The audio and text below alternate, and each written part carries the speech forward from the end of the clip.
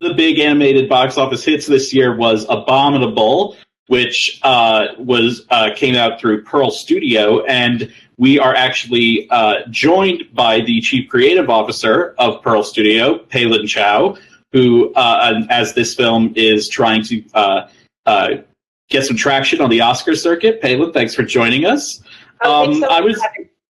Yeah, and so I'm wondering, how did this? This is such an interesting film because it is not based on a previous intellectual property or anything like that. It's an original one. How did the idea develop? Yeah, it's a very rare thing these days, the original animated film. So the journey of this film started 7 years ago. At the time, Pearl Studio and DreamWorks were one company together called Oriental DreamWorks. And we were looking for a project to develop with Jill Colton. Actually, we were a big fan of her work. And we pitched her a number of projects. And the one she responded to most was the idea of making a movie about this Yeti. Jill had grown up always with very large bloodhound dogs, like 100, 150-pound dogs. And she was fascinated by how they were able to communicate without speech so readily. She always knew when her dogs were hungry or scared or mad at her. And so she was very intrigued by this idea of creating this Yeti character that did not have speech. And I think she also, she is a person that loves nature and always grew up around it and loved the idea of having a nature theme in the film, and came up with this notion of bringing this Yeti back to his home, which Yetis are fabled to be from Mount Everest.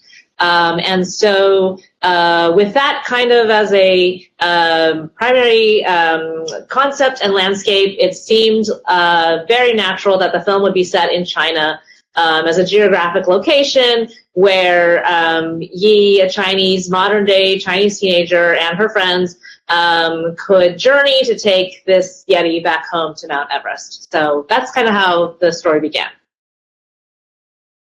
And one of the things that the film hinges on is how the Yeti looks and the design of that character, because you easily think to yourself, if it had gone in a different direction, it could have been very jarring. And I'm wondering what the process was like that the design team went through to come up with how Everest, the name of the Yeti, how he looked. Yeah, so we are fortunate. Everest was designed by Nico Marley, who is one of the most talented, renowned character designers of our time. And there was a lot of exploration in the early days about what would this Yeti look like and how would this Yeti move. We knew that we wanted it to be able to be very, very expressive, and we wanted it to be able to interact meaningfully with humans. So, for example, it couldn't be 100 feet tall because then it would be a little bit hard to communicate with a human-heighted character. We considered, should it be on all fours? Should it be biped or quadruped? So should it, stand like a human? And, in the end, we decided that he should be able to do both, just to kind of maximize the versatility of it. But, I think that we wanted the Yeti to be full of life, full personality. So in the exploration of the animation, and John Hill is our head of animation, so gifted as well. There was a lot of thought put into how would he be able to interact, how would he be able to express himself in order to achieve all those things that we had in mind. So that was a lot of exploration as well. And I think that ultimately, we created a character that has such a wide range. He starts the film kind of being very fierce and ferocious and scary, and you really feel the animal side of him. And he goes from there all the way to being a character that is so tender and really connects with Yi and is there for her in kind of the most intimate, caring way that she's not experienced in such a long time, that really allows this character to open up and really profoundly changes her life. So I think that the character design and the animation of the character really is such an integral part of all of that, and the emotional bond that this Yeti is able to have with Yi and also with our audience. And so you mentioned that you have that most of the main characters, and I guess you could include Everest in this, are young people, and yes. And so it's such an interesting process that goes into casting the young people, particularly in animation. Also, what was the casting process like specifically for Yi, Peng, and Jin? What was that like? Sure. So yes, the film is filled with young, modern-day Chinese teenagers, and we were really thrilled and excited to have the opportunity to tell that story because Abominable is actually the first time a modern-day Chinese family has ever been featured in a global animated film.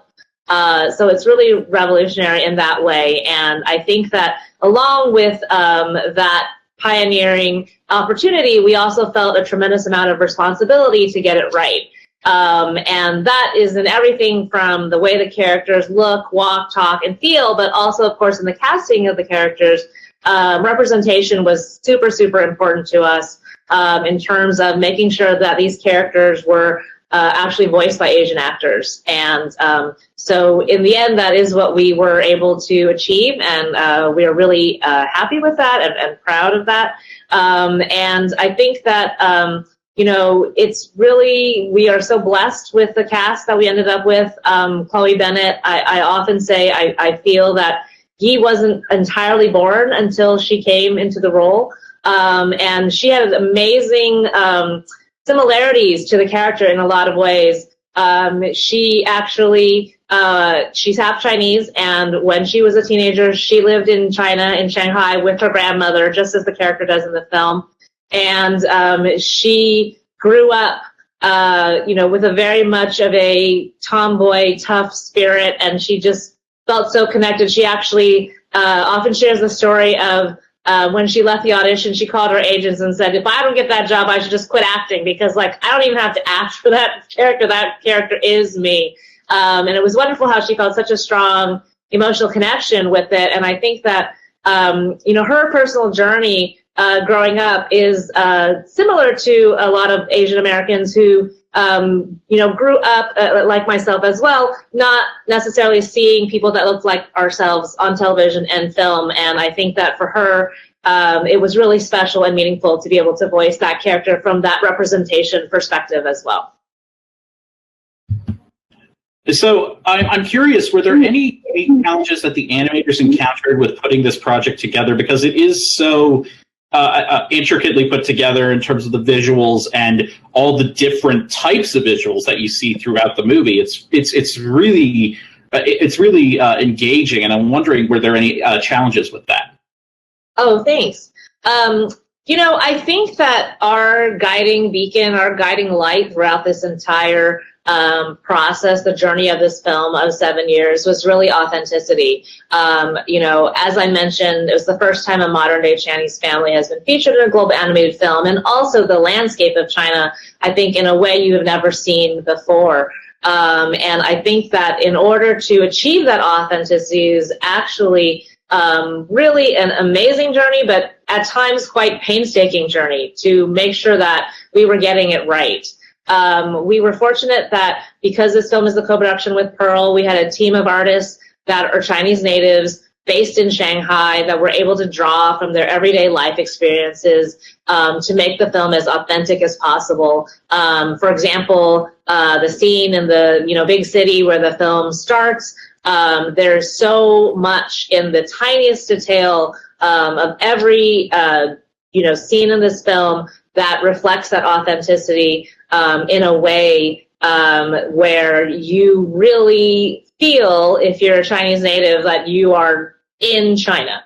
A couple of examples when we shared the film in early previews in China, there were distinct signs. Wuxiban is a very common thing in China where kids after school will go to like test prep classes, and this starts very early, like elementary school, and they go to those classes, and that's part of the culture. It's part of what all kids experience growing up, and there's a sign on the street that, advertises Wuxiban classes. And so in one of the early previews, one of the a group of audience members spotted the sign and said, "Oh, this movie must have been made by a Chinese company because there's no way someone would know about that type of sign." So that's just one example. But also, I think that less superficially, the way the characters interact with each other was something that we took a lot of time and care to create and recreate and do something and do it again to make sure we were getting it right. One example is the scene where Yi and her grandmother are in the apartment, and Yi is trying to push off her grandmother. She doesn't want to talk to her grandmother in that moment. And, we must have reboarded that scene 10, 12 times. And a lot of it was about how would a modern-day Chinese teenage girl really rebuff her grandmother? Because I think earlier on, was kind of much more straightforward. She just kind of blew her off and turned away, went to her room and slammed the door. And there was this feeling like, okay, well, that actually feels maybe more like an American teenager would behave that way. And there was a lot of consideration given to, the team from Shanghai really felt like a Chinese teenager would never turn her back on her grandmother. And so we adjusted. So she kind of backed out of the room and never turned her back. And it was a question of how quickly would she walk away? If she's going to close the door, would she close it all the way? Would she close it partly of the way? How quickly would she do that? And just all these tiny little nuances and things that we really constantly tugged and pulled and reconsidered. And, where we landed in the film, I think, feels so rich and authentic because of all those, hundreds of tiny little decisions. And it was really, an integral part of our process. The film being made at DreamWorks and Pearl was really teams of people working round the clock. We like to say, like, no one was ever sleeping. There was never a time where this film was not being worked on, because when Shanghai was asleep, LA was awake, and vice versa. And the teams really worked together to create work and pass it to the other team. And while team one was sleeping, team two would work on it, would come back. And so it was a really unique and collaborative process. And I think that the film really, benefited from it. And the final result really shows kind of all of that care and thought that was put into it.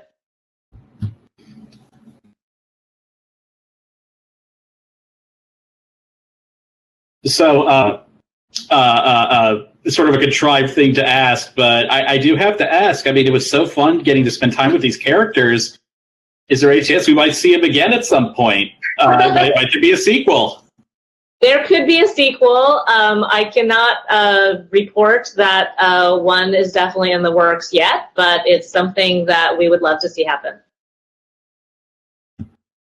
Very, very, very concise answer, and I like that. So obviously we are an awards website, and right now we're in the thick of Oscar campaigning and that whole craziness that comes from that. And I'm curious, what would an Oscar nomination mean for you, the film, and for Pearl Studio for that matter? Yeah, I mean, I think that we are really so proud of the film, and we would love to have the opportunity for as many people as possible in the world to see this film. And I think that, clearly an Oscar nomination always means that, and not to mention the honor that we would be so humbled to receive. Jill Colton was our driving force behind this. She is the first ever female writer and director of an animated film. And so I think that she did a remarkable job, and she felt the weight of being a pioneer in that way. She's been a pioneer her entire career. And I think so for her work and her pioneering efforts to be honored, I think would be really such a meaningful thing. For Pearl Studio, it's our very first original animated film after Kung Fu Panda 3, which was a co-production with DreamWorks, but obviously was a sequel and was much more originated from DreamWorks. This would be our very first original animated film. It would be really just an amazing thing to be honored in that way. So it's deeply, deeply meaningful.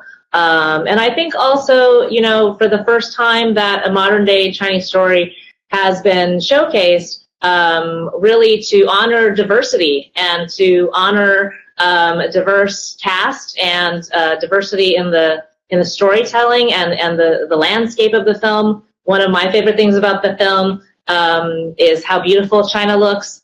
And we intentionally didn't, you know, the Great Wall you'll see is not in the film. We intentionally looked for places that people that are not from China might not be aware of, and really we think of it as a love letter to China in that way, and to share that the people, that the characters in our film, there's a commonality, you know, with you know, having a connection to family, with finding your place in the world, and discovering what that is and what that means. We feel like there's so much universal going on there that we hope that you know, is really something that's meaningful and relatable to the globe, and it's a wonderful thing, and you know, we hope that the film will be honored in that way. Well, thank you so much for talking with us, Peilin.